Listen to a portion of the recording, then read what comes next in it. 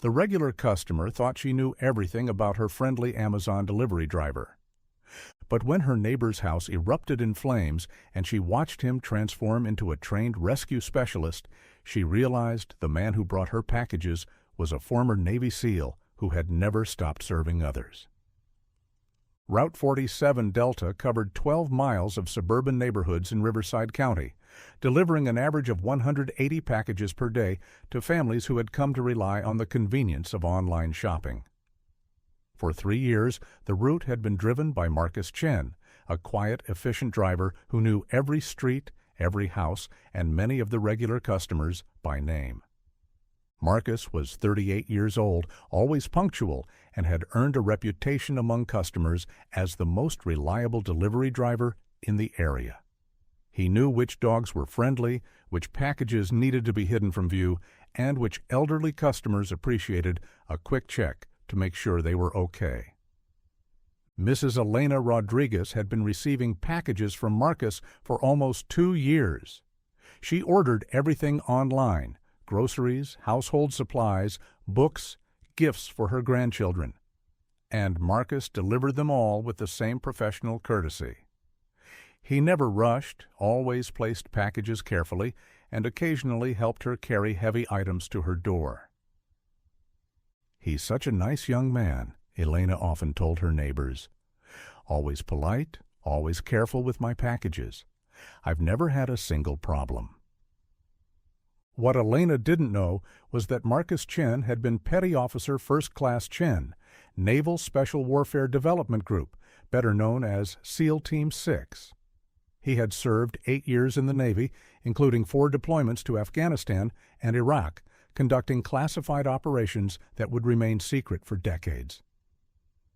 Marcus had chosen delivery work specifically because it was peaceful, predictable, and allowed him to help people in small ways without the life-or-death pressure he'd experienced in the military. Every package delivered safely was a small mission accomplished. Every satisfied customer was someone he'd helped, even if they didn't know his background.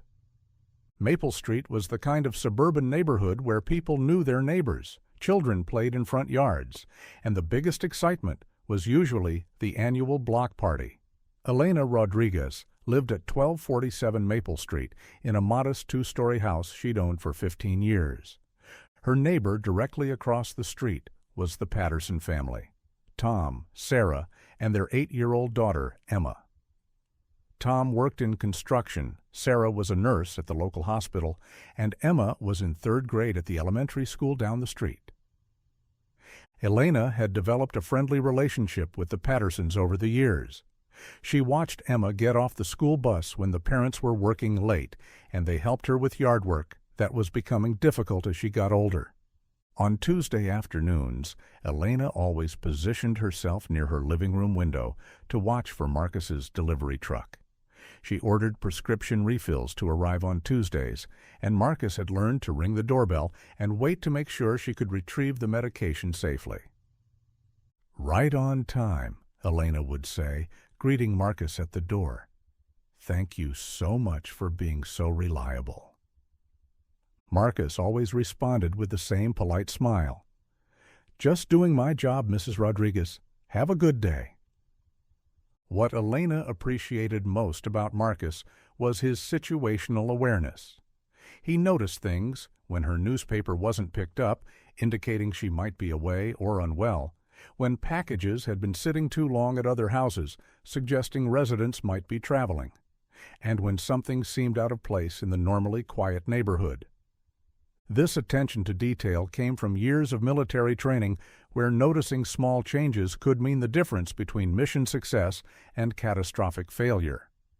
Marcus couldn't turn off his tactical awareness even during routine package deliveries. Tuesday, October 15th, started as a normal day on Route 47 Delta. Marcus had completed his morning deliveries and was working through the afternoon section when he turned onto Maple Street at 2:47 p.m. Elena was waiting by her window as usual, expecting her weekly prescription delivery.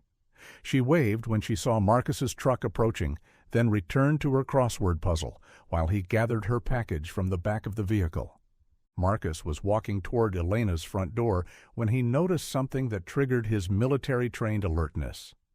A faint smell of smoke, barely detectable, but definitely present. His head turned automatically toward the potential threat, scanning for the source. The Patterson house, directly across from Elena's, had smoke seeping from under the front door.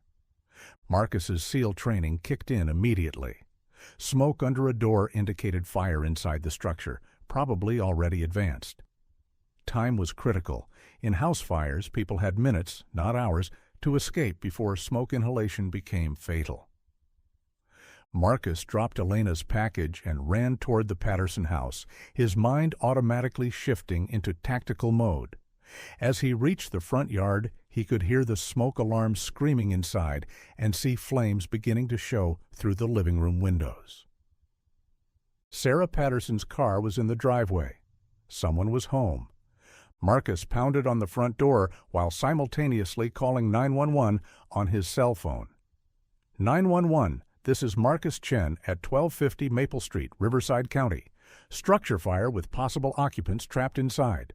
I'm going in.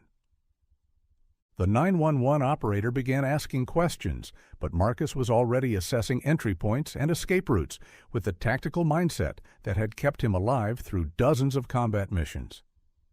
Marcus tried the front door, locked and too hot to touch safely. He moved quickly around the house, checking windows and alternate entry points. The back sliding door was unlocked, and smoke was lighter in the rear of the house. Marcus wrapped his delivery uniform shirt around his face as a makeshift filter and entered the house through the sliding door. The smoke was thick, but not yet at floor level. People could still be alive if they were low to the ground. "Fire department? Anyone in the house?" Marcus shouted, using the command voice he'd learned in SEAL training. A weak cough came from upstairs. Someone was alive.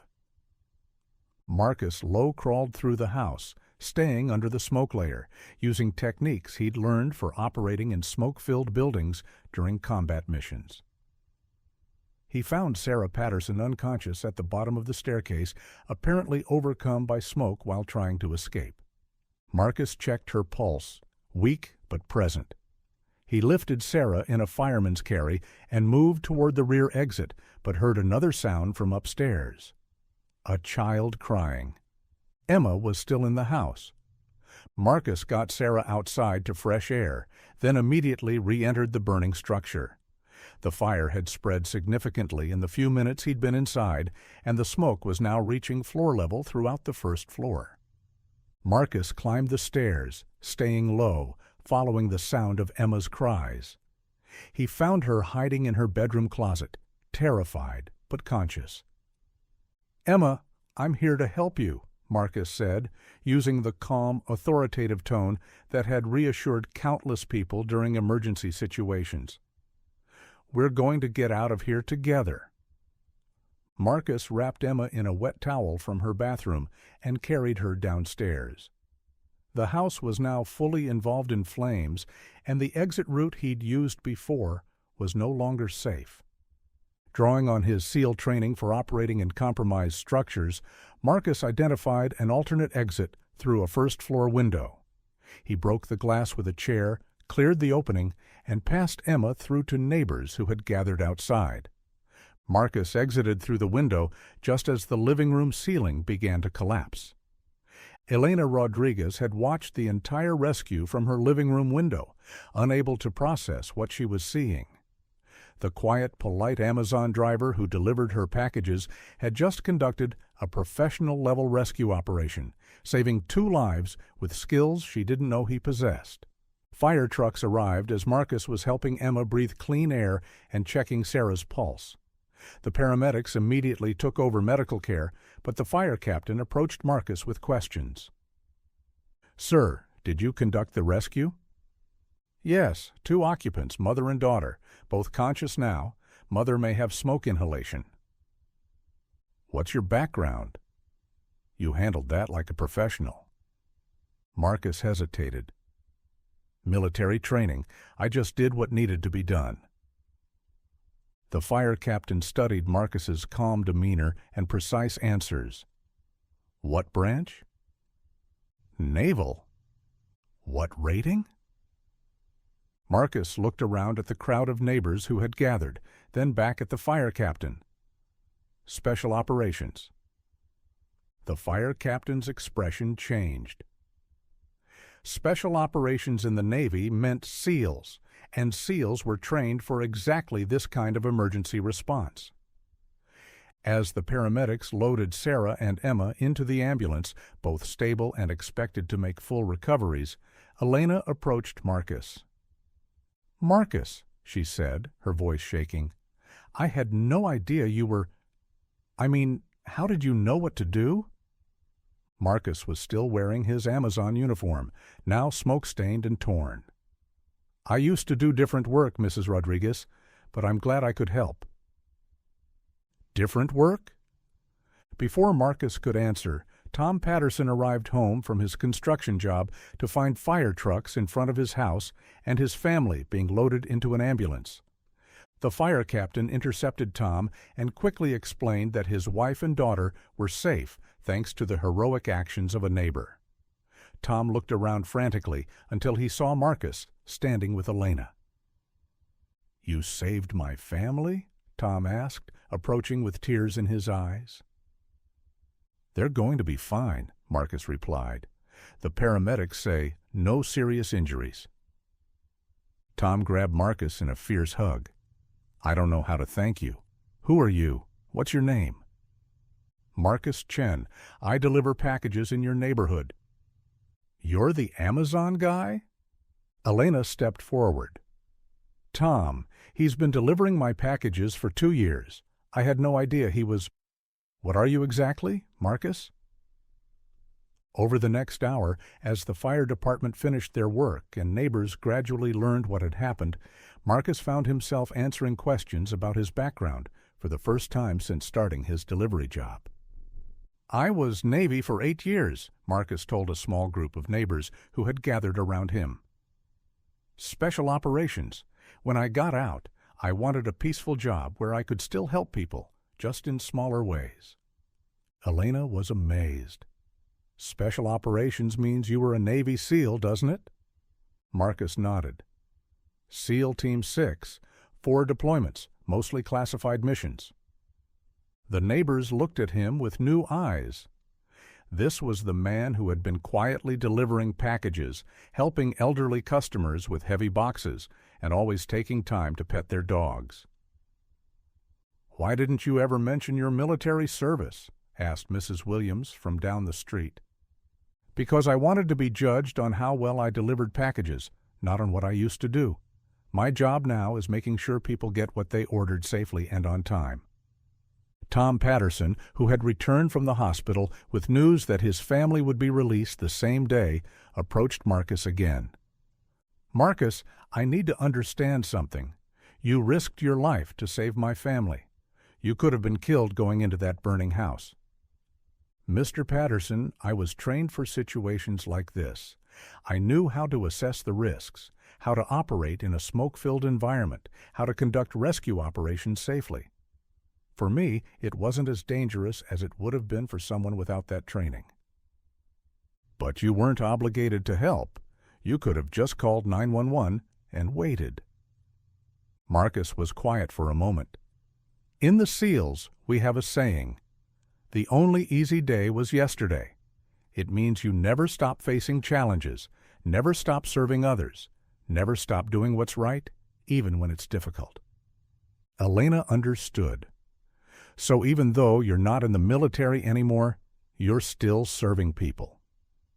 "Just in a different way. Instead of protecting American interests overseas, I'm helping families in my community get what they need. It's the same principle, service to others." Word of Marcus's heroic rescue spread quickly through the neighborhood and eventually to his Amazon supervisors.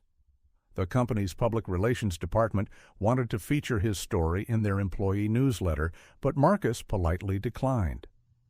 "I appreciate the recognition," Marcus told his supervisor, "but I'd prefer to just get back to delivering packages. That's the job I was hired to do." However, Marcus couldn't prevent the neighborhood from changing their relationship with him. Elena began inviting him in for coffee during his Tuesday deliveries. Tom Patterson insisted on helping Marcus with any heavy packages on his route. Other neighbors started conversations about his military service, asking respectful questions about his experiences.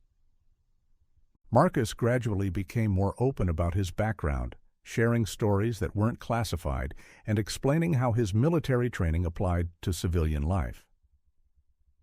"People think SEALs only know how to fight," Marcus told Elena during one of their Tuesday coffee conversations. "But most of our training was about problem-solving under pressure, working as a team, and completing missions safely. Those skills work just as well for delivering packages as they do for military operations." Is delivering packages fulfilling after doing such important military work? Marcus considered the question. "Mrs. Rodriguez, yesterday I delivered insulin to Mr. Thompson so he could manage his diabetes. Last week I brought Emma Patterson the birthday present her grandparents sent from across the country. Today I'm delivering the textbooks that will help Mrs. Williams teach her online college courses." Elena began to understand. Every package I deliver successfully makes someone's life a little easier, a little better. It's not the same scale as military missions, but it's still service. It's still helping people. 6 months after the fire, Marcus was featured in a local newspaper article about veterans who continued serving their communities in civilian careers. The article included quotes from neighbors describing how Marcus had not only saved the Patterson family, but had become an integral part of their community. "He's more than just our delivery driver," Elena was quoted as saying. "He's someone we can count on, someone who cares about our neighborhood and our families." The article also mentioned that Marcus had volunteered to teach basic emergency response classes to neighborhood residents, sharing skills that could help them protect their families in crisis situations. "I realized that my training shouldn't just benefit me," Marcus explained in the article. "If I can teach my neighbors how to respond to emergencies, how to stay calm under pressure, how to help each other, that's another way to serve." Tom Patterson, whose family had fully recovered from the fire, summed up the community's feelings about Marcus. "We thought we knew our Amazon driver. Turns out we had a genuine hero delivering our packages every day, and we never even realized it." The Patterson family's house was rebuilt within 6 months, with improved fire safety features that Marcus had suggested based on his tactical training. When they moved back in, the first delivery they received was from Marcus, carrying a housewarming gift from Elena Rodriguez. "Welcome home," Marcus said, handing Tom the package. "Mrs. Rodriguez wanted to make sure you had everything you needed." As Marcus walked back to his delivery truck, Tom called after him. "Marcus, I know you don't like to make a big deal about what you did, but I want you to know something." Marcus turned back. "My daughter Emma still talks about the day the package man saved her life. When she grows up, she's going to know that heroes don't always wear uniforms. Sometimes they wear brown Amazon shirts and drive delivery trucks." Marcus smiled. "And sometimes the most important missions are the ones nobody sees coming." Marcus Chen still drives Route 47-Delta, still delivers packages with the same professional efficiency, still knows every street and every regular customer by name. But now his neighbors know that the quiet man in the brown uniform is someone who has served his country with distinction and continues serving his community every day.